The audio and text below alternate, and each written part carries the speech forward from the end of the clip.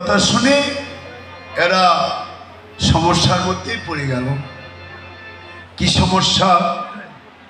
উগারিয়ার সুধা যেন গোড়া মুখের হাসি।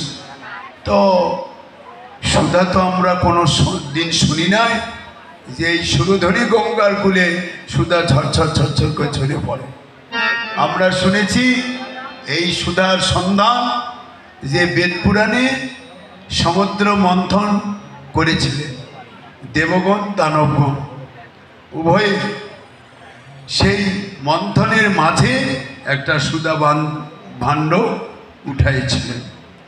সেই সুধা ভাণ্ড কাকে বন্টন করে দিবেন? শ্রীকৃষ্ণ চিন্তা করলেন যে এই সুধার ভাণ্ড দেবগণকে শুধু দিতে হবে, দানবগণকে দেওয়া যাবে না। দানবগণকে দিলে একতে দানবের অত্যাচার, অন্যায় অত্যাচারে টিকে থাকাই কঠিন। এদের যদি সুধা যদি দেওয়া যায় এরা আরো অন্যায় অত্যাচার শুরু করে দেবে বেশি করে। সুন্দর করে যাই হোক অনেক পলচি করে কৌশল করে দানবগণকে না দিয়ে সুধা ওই দেবগণকে বন্টন করে ভাগ করে দিয়ে দিল। ওই সুধা ওরা পেয়ে খুব আনন্দ, সুধা পানও করল। কিন্তু এইবার দেখা গেল এমন অমৃত সুধা পান করে অমর বা কামনা বাসনা লোভ লালসা শূন্য হওয়ার কথা, কিন্তু তা হলো না। কি হলো? তো বলে তা তো কিছুই হলো না। সৃষ্টিকর্তা ব্রহ্মা তারও মন চঞ্চল। নিজের উরুজাত কন্যা সন্ধ্যা তাকে কামাবেশে আলিঙ্গন করতে গেল।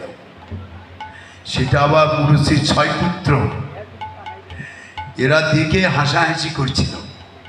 এই অপরাধের জন্য আবার কংস কারাগারে এই যে 6 পুত্রের জন্ম হলো।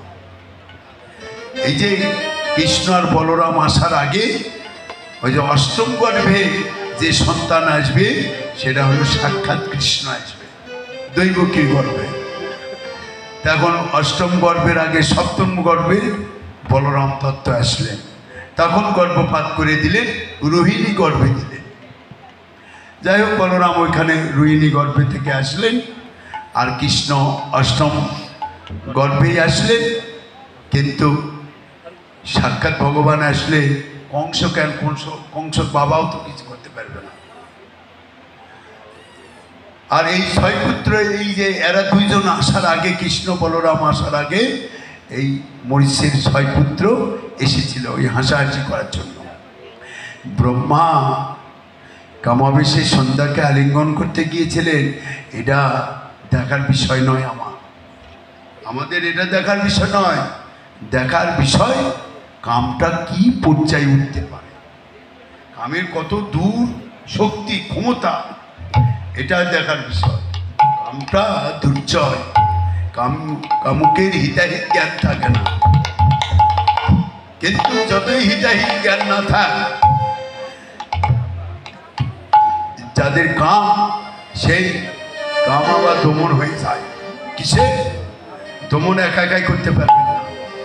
এই কথা লেখা আছে এই প্রেম ভক্তি চন্দ্রিকায়।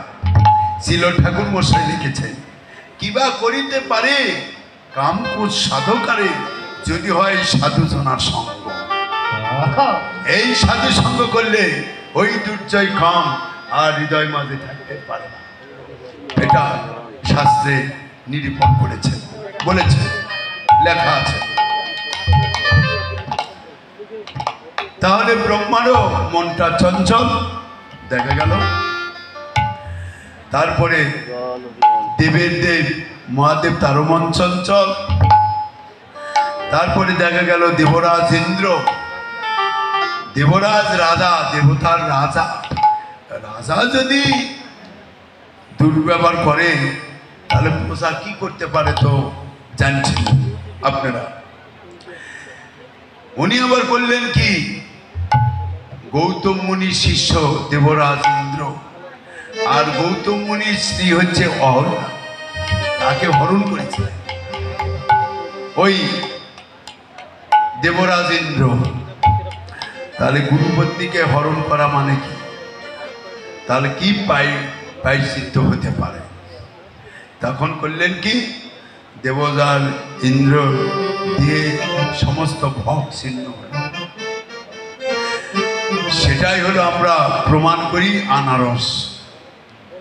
আনারসের সর্বঙ্গে চোখ, এই জন্য অনেক জায়গাতে বলে আনারস ভোগ হয় না, আনারস ভোগ দেওয়া যায় না, অনেক জায়গাতে ভোগ দেয়ও না,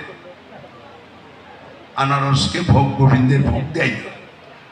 তো যাই হোক, এইবার ফল যদি হয়, তাই চোখ তো এখন আর একটা ফল ফিরেছে, ওরও তো চোখ আছে, ওই কি ওই লাল লাল ড্রাগনের তো গায়ে চোখ আছে, মিল আছে, তাই না? কিন্তু ড্রাগন অনেকে ভোগ লাগায় না। কেন ভোগ লাগায় না? ওই যে লাল শাক ভোগ হয় না, পুঁই শাক ভোগ হয় না, গাজর ভোগ হয় না, এগুলো ভোগ হয় না। এটা হরিভক্তি বিলাসে আছে কি আমাদের সেবা দিতে হবে ভগবানকে, এই ভগবানের সেবা দেওয়ার উপকরণ উপঢৌকনগুলো লিখিত আছে। তো যাই হোক, এইবার ওই সেই সুধা দেবরাজ ইন্দ্র, তারও মন চঞ্চল। তাহলে এই সুধা পান করলো, এদের তো মন চঞ্চল হওয়া কথা নয়, কিন্তু এই সুধা পান করে দেবগণেরও মন চঞ্চল। কিন্তু সজনীরে আজকাল যে সুরধনী গঙ্গার কুলে এই সুধা দেখে আসলাম, গৌর বদন হইতে ঝরঝর করে ঝরে পড়ছে সেই সুধা হরিনামামৃত অমৃত সুধা, হরিনামামৃত অমৃত সুধা। এই সুধার কাছে এই সমুদ্র বন্ধন করা সুধা কোনো দাম নেই। হরিনামামৃত অমৃত সুধা।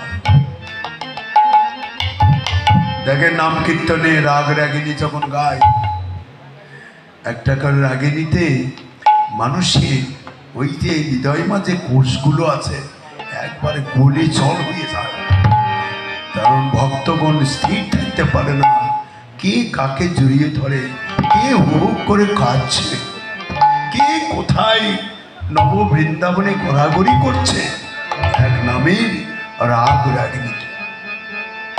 যাই হোক, এই কীর্তন বিষয়ে আর একটা কথা মনে পড়ে গেল। একদিন নারদ, আপনারা তো জানেন, স্বর্গে মর্তে বিচরণ করে নারদ। সেই নারদ দেখলে কতগুলো নারী যেন রাস্তায় এই পাশে ওই পাশে একবারে হাত পা ভেঙে পড়ে আছে। নারদ জিজ্ঞাসা করছেন, ওগো, তোমাদের হাত পা এরকম ভাবে ভাঙ্গা ভাঙ্গি কেন? তোমাদের কি অসুখ হয়েছে? বলে, অসুখ নয়, গতকালে একজন কীর্তন করেছে, তাল জানে না, মান জানে না, সুর নেই, সার নাই, কিছু নাই, আমাকে একবারে হাত পা ভেঙে রেখে চলে গেছে। কীর্তন আর কি করলো? বলে, ওই রাগ রাগিনী, আমরা তো 6 রাগ 36 রাগিনী, ও ঠিক মতন নামাইতে পারে নাই, তাই আমাদের হাত পা ভেঙে গেছে। এই অবস্থা। তাহলে তোমাদের উপায় তুমি যদি দয়া ধর্ম করে আবার কোনো কীর্তনের যারা সুর তাল জানে তার ওখানে যদি কীর্তন করাও, তাহলে আমাদের সুর তালে আমাদের এই রাগ রাগিনী আমরা ভালো হয়ে যাব। নারদ তখন চিন্তা করলেন, কে এরকম তাল জানে?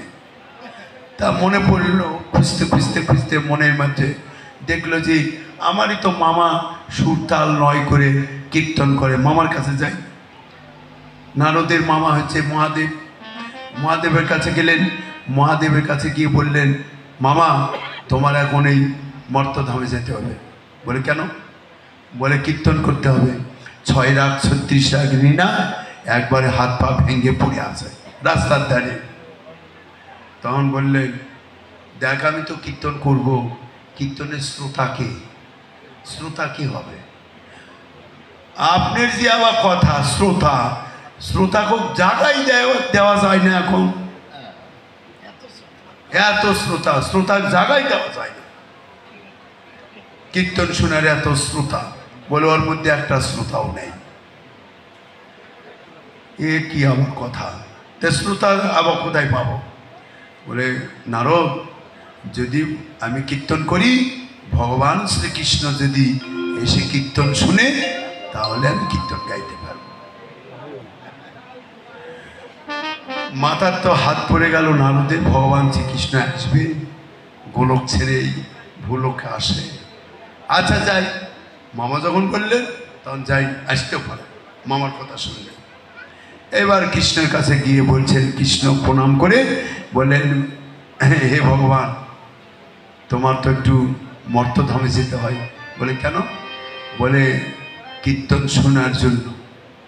তা আমি কেন কীর্তন শুনতে যাব? বলে কেন? কীর্তন শুনলে কি হবে? কীর্তন তো সকলেই শুনে, যাক নানান 5-7 কথা বলে বলে নারদ শোন, কীর্তন তো শুনতে যাও, কীর্তনিয়া কে? কে কীর্তন গাবে? কেন কীর্তন কে গাবে? এখন তো বহু কীর্তনিয়া, কীর্তন কে গাবে? একজন কীর্তন গাইবে, তুমি তার শ্রোতা হয় শুনো। বলে না না যাবো। বলে কে কীর্তন গাইলে যাবে? বলে দেবের দেব মহাদেব যদি কীর্তন করে তাহলে আমি যাবো।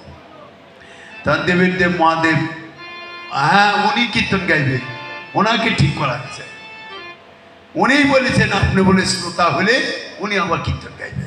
তো চলো দুজনারই হয়ে যান কীর্তন শোনার শ্রোতা। আসলেন, কীর্তন করতে লাগলেন, আর শ্রীকৃষ্ণ বসে রইলেন। এমনভাবে কীর্তনের তাল সুর লয় করে কীর্তন গাইলেন। ওই 6 রাগ 36 রাগে হাত পাও সোজা হয়ে একবারে এসে প্রণাম করে ওরা তো চলেই গেল। এইবার কীর্তন শুরু করলেন। কীর্তনের তালে ভগবান শ্রীকৃষ্ণ স্থির থাকতে পারছেন না। শ্রীকৃষ্ণের একবারে গা টা ঘেমে একবারে মনে হয় গা মাথা ঘুরে আসছে, এসে গা ঘামে ঝরঝর ঝরঝর করে জল পড়তে লাগলো। এইবার মহাদেব চিন্তা করলেন, এইবার গঙ্গার আবির্ভাব হইল। এই গঙ্গা তুলে শিবের জটার মধ্যে রেখে দিল। এই হলো শিবের জটার মধ্যে গঙ্গার জন্ম। এই জন্য বলে এই গঙ্গার উৎপত্তি কোথায়? শিবের জটার মধ্যে গঙ্গার উৎপত্তি। এই বলে দেবের দেব মহাদেব পরম বৈষ্ণব, উনি তো গাঁজা খায়, উনি নিশা ভাঙ খাবেন। মহাপ্রভুর আইন যে 5টা স্থান পরিত্যাগ না করলে ভজনই হবে না। মিথ্যা, মাদক, পয়দা, জীবহিংসা, সোনা, এইগুলো পরিত্যাগ করতে হবে। মাছ মাংস রসুন পেঁয়াজ জীবহিংসা এগুলো বর্জন।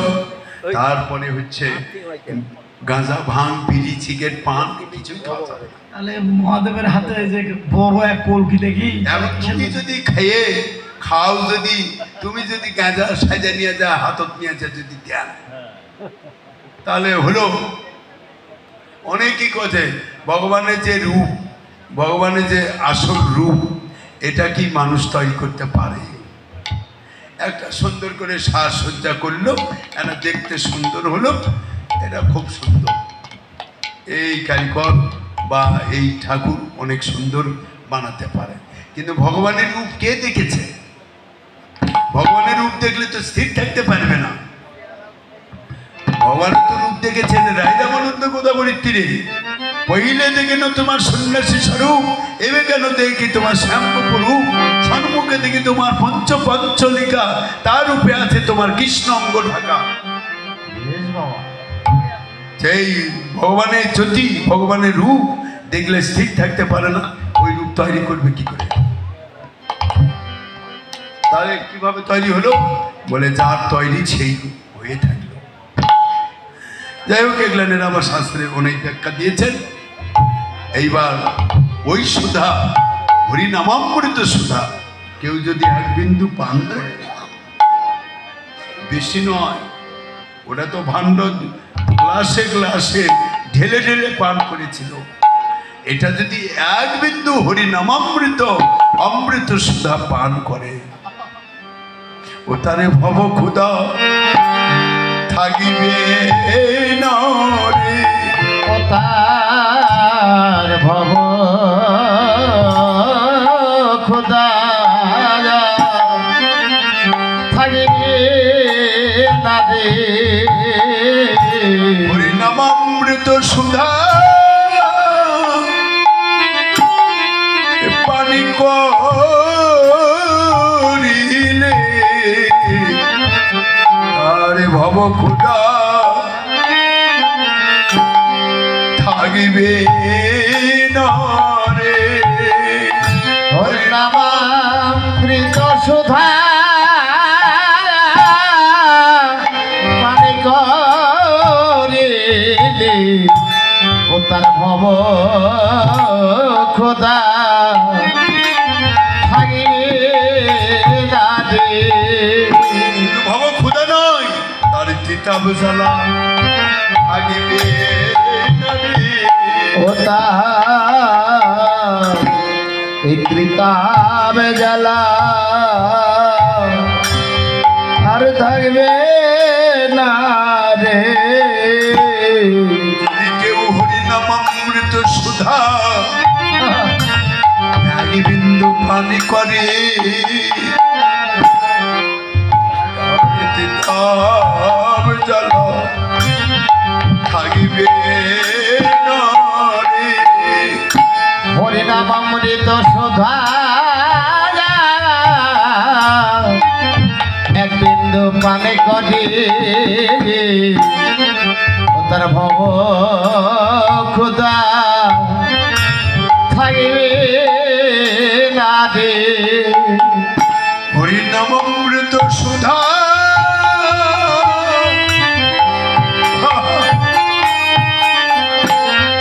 ও তার ভব খুদা